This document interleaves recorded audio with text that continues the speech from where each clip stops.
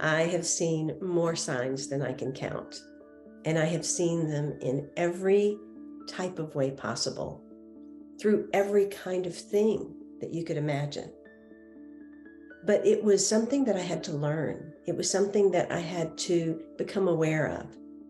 And as I did, I began to realize the beautiful, expansive language that the universe was having with me. I called them conversations with the universe. And I began to explore not only the numbers that were showing up for me repeatedly, which happened to be 11, 111, and 11, 11 at the time, but I started wondering, how many other ways does life actually speak to me? And if life is speaking to me, why is it speaking to me? And what is it pointing me to? Now, I was someone that didn't always trust my gut.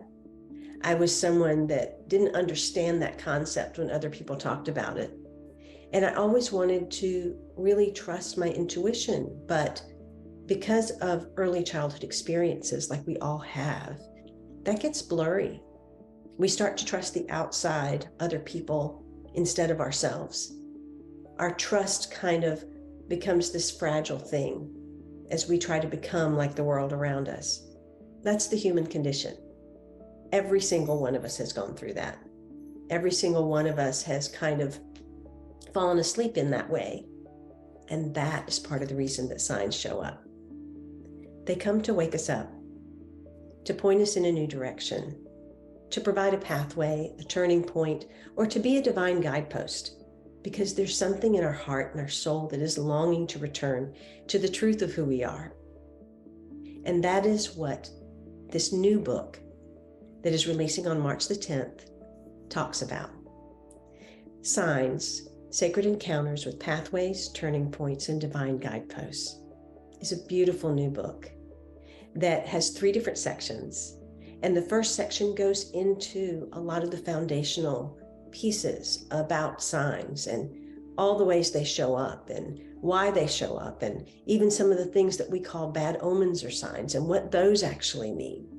It's a way to reframe the mind, to create a new outlook and a new lens from which to see life. And I trust you, you will never look at life the same way.